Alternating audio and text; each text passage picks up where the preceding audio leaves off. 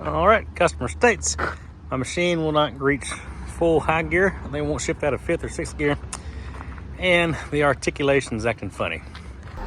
All right, so as you can see, the little display here is saying articulation angle, special instruction, articulation angle 2, special instruction. So we can see that it's got our articulation angle on the dash there. I'll release the part brake, and we're going to articulate it. Yeah, it jumped way far. We didn't articulate that much. Let's go back to the right a little bit. Now, this is straight back. We're actually articulated to the right, and the gauge is still saying we are to the left.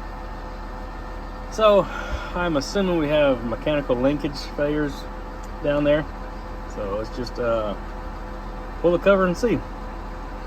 So to make this make sense, this thing has a pair of sensors down here in the center section that tell you how far this thing articulates. And for you guys who've never been around a Motorgrader, they will articulate kind of help steer it.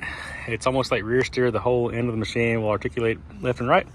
And these things are long, so they need all the help they can get steering. These things have a safety built in though, to where if it sees that articulation angle is not straight up, it won't let it reach full highway speed. And it does that so you're not going down the road crooked. You know, that could end badly. So if it thinks the articulation angle is off, or if it sees an issue with the sensors, it'll stop it. I think it's either 5th or 6th gear it tops out at. And I think this thing's got 8 gears in it total. So that's a big difference. You're not going to reach your full highway speed to be able to get, to and from wherever you're going to grade a road. All right, we're laying under the machine. I'll bring you guys in here. If y'all can see this rod here and the rod here, well, there's sensors down in this mess that hook to little gearboxes. Anyway, these rods are usually all broken. So the fact that these rods are actually intact tells me that we've probably got a sensor failure, and you guys can see why. This thing is just slap full of trash. And that's nothing, that's not like abuse on the operator's part, that's just the nature of the beast. We're down low at the very bottom of the machine. There's just no good way for that not to get covered up in trash. I actually would have bet my paycheck if the rods or the linkages were broken down here. 9 times out of 10, or usually like 10 times out of 10, these rods get seized up because they're riding so much dirt, and they just break. You get in here and the linkages will be broken, hanging and flopping, so it makes the sensor not read right. So this is kind of odd, to say the least. All right, I've got it cleaned out a little bit more.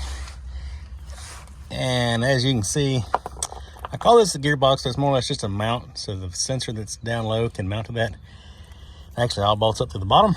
I'm gonna get in the cab now, hook a computer to it, and actually monitor these sensors with CAD-ET and see which one is going goofy, since the linkage is all there. And hopefully we can narrow it down.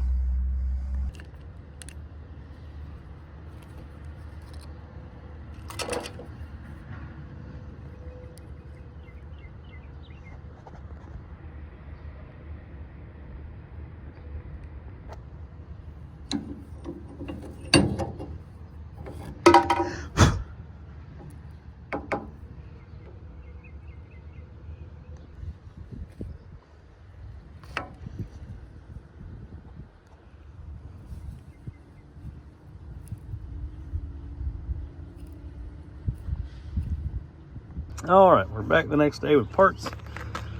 New shiny piece here. As you can see, the thrust washer in there is new and not missing like this one. So we went ahead and ordered a pair of sensors too. The sensors weren't necessarily bad, but those things just live in dirt and grime down there. So they've been in moisture most of their life. So just for precautionary, while we're down there, we're gonna go ahead and stick the sensors in it just to make dang sure. All right, we got both the new sensors stuck on the blocks. Got some new cotter pins to go in there. Let's go get them stuck back on there. Okay, so here's how this works. Cotter pin goes through this arm. Gonna sit it back in there. And it uses these long bolts, and the spacers actually go between the mount and the frame, and bolt it back there. All these linkages are free and they're not binding, they're in good shape, so we're gonna leave those alone. We do have to go back and calibrate this thing after we get the 2 new sensors stuck in there. And we'll say, so we got this thing on there. You want to make sure you don't have it turned wrong. So I got it in the hole and make sure that it will articulate. It looks like the full range of motion that this thing is going to put to that sensor, it's going to move without binding. So we should be in good shape. Okay, both sensors are in there. And after looking at the book, I had to go back and swap that one around. I had it 180 degrees out. So it's always important to check. Well, if I had been smart, I would have took pictures before I took them out, but I didn't. So anyway, they're in there right now. So let's go calibrate it. So I did a video yesterday where I hooked back up this thing and tested the sensors to see if they were sweeping correctly. And they were reading, but like when you get to the very far left, the very far right, it would kind of get a little sketchy. It wasn't reading exactly right, and it would start throwing codes because it could see that something wasn't synced together. And that's when we pulled those sensors apart and found those blocks with those thrust washers that were coming apart and basically causing that thing not to be able to go far left or far right on one of those blocks. So if those sensors aren't matching exactly, it'll throw codes like what it's doing now. All right, so we're getting ready to do a calibration for these articulation sensors. I'm going to try to see if I can let you guys watch. So first it's asking to move the joystick to the full left position. The machine is fully articulated left. All right, now that's all the way left. We can click the next button.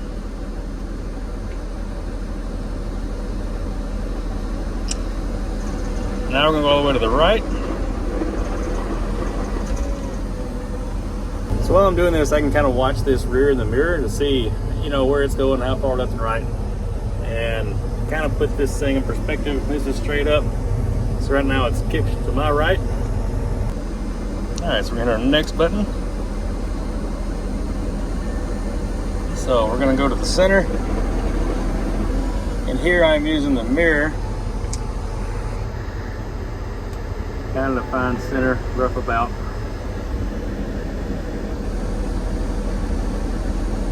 It's pretty close.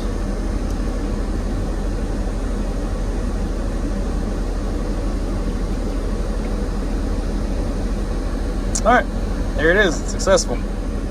Get you tested and see if we actually fix the thing. So let's articulate it and watch that gauge. All right, full right.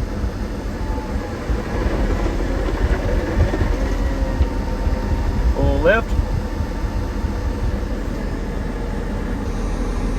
So if you hit this button right here, it actually automatically centers. There it goes. And I can look in the mirror and see that we're just about perfect there. I would say perfect. I'm going to take this thing for a little short test drive and make sure that it is completely centered. But I think we're good to go.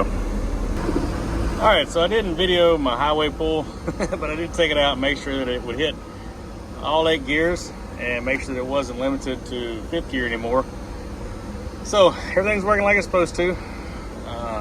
We're going to bring it back around here, park it, and go on to the next one.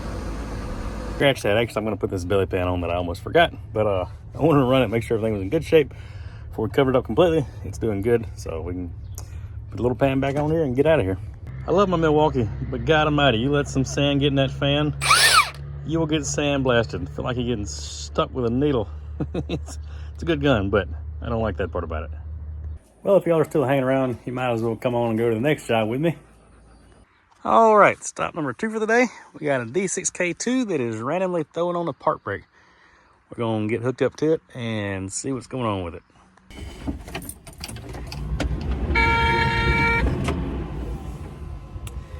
All right, as I'm getting hooked up with this thing, several things going through my mind right now. I know that it's throwing the park brake on from time to time, but with these D6Ks, D6K2s, they're a hydrostatic setup, and there are a bunch of things that can cause it just to jump and park. I mean, you've got pressure sensors on the pumps, you've got speed sensors on the motors, you've got solenoids can go bad, you've got park brake solenoid can go bad, the park brake switch can go bad. There's a whole bunch of stuff that can cause this issue. So until we hook up to it, we're just shooting in the dark and just start guessing and throwing parts at it. So let's see if we can find them.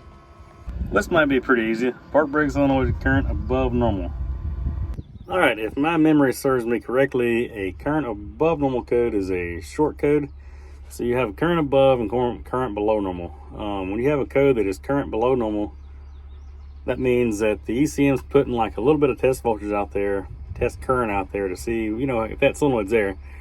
And if you've got like a complete open, there's nowhere for that current to go, so it says, hey, the current's below normal. But if you've got like a short to ground, you know, whatever, there's too much load for that test current that's going out there, so it's going to bring that current up because it's being soaked into something, you know, like a short. So we got a short, and actually this thing fired up and ran fine. This code has happened a bunch here recently, but like it's actually got 4178, so it's ran like 7 hours since it's acted up, but it has acted up a bunch. So I don't know why, but coils on solenoids, when they get warm, they act different than they do when they're cold. I can't explain a theory there. I just know that it is not uncommon for hop on a machine, run it, and get good and warm, and the solenoids or the coils go to acting up. Shut it off, come back the next day, the coils are fine, they test fine.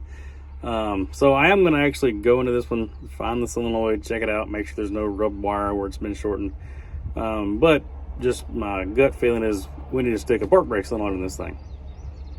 So get to the park brake solenoid. It's under the floorboard. I got the floor pan pulled up. I got light in there on it. It's pretty difficult to see. Let's get you zoomed in there. There's two little coils right there. I've got the one on the left unplugged. I'm not real sure which one's which. I'm fixing to hook the computer back up to it and see if I got a code for it.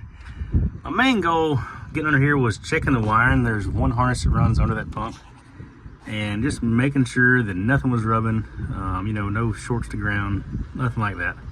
So far, everything looks good. I think we just got a case of a solenoid going out. Okay, that wasn't the park brake. That's the transmission pilot supply solenoid. So let's go and plug the other one. Just check it out. Make sure the plug's, you know, make sure the plug's good, not full of water or something dumb like that. There we go. Now we're on the park brake solenoid, and the plug looks fine. I'm gonna double check my wires, and then we're gonna order a sensor and see if it's in stock. Well, they didn't stock it today. We're going to cover this thing back up and let them run it until I can get the part in my hands and come back and put it on. It's not down, so they can run a day or two if they have to. All right, floorboard's back in. We can let them run it until I get back to it. 315C. The engine's low on power. We messed with the hydraulics last week and thought we may have fixed something, but it's still just low on power. So we went ahead and pulled the fuel filter base off just to check and see. And they just put this filter on there, but it was full of rust. We stuck a set of filters on there and didn't fix it. We did, however, find the shut-off solenoid about to fall off of it. Here I've got it stuck back in place. That solenoid. And we ran it, and hey, that actually fixed it. I guess that solenoid hanging had that shut-off lever kicked in just the right spot. And it's time to go home. I didn't record a whole lot on the 315. We were kind of grasping straws until we figured it out. But when we did, I was glad to find that shut-off solenoid actually caused an issue. So let's get out of here and going back to the house.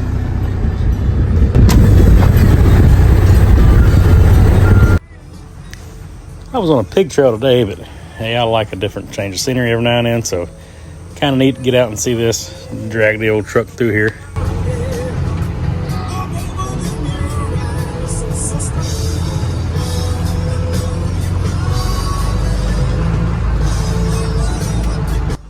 I was actually glad this place was as dry as it was. It's been raining down here in Mississippi like crazy lately, so I expected a mud hole. And as a matter of fact, we got one little mud hole we gotta run through here in a second. So y'all listen up, y'all hear that old Cummins talk.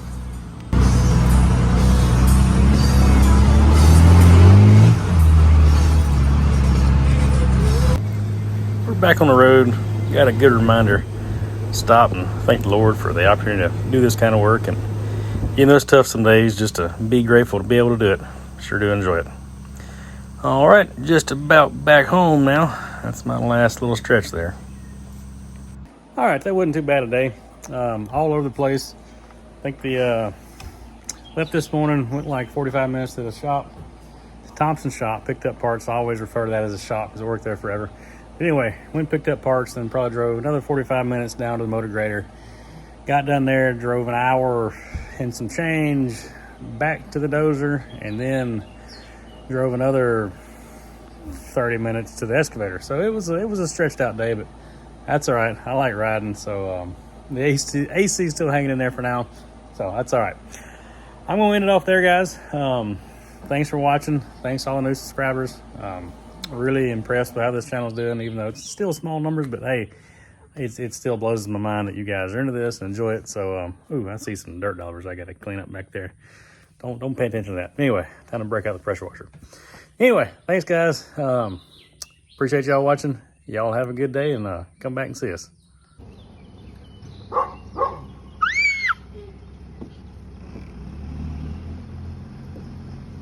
Okay.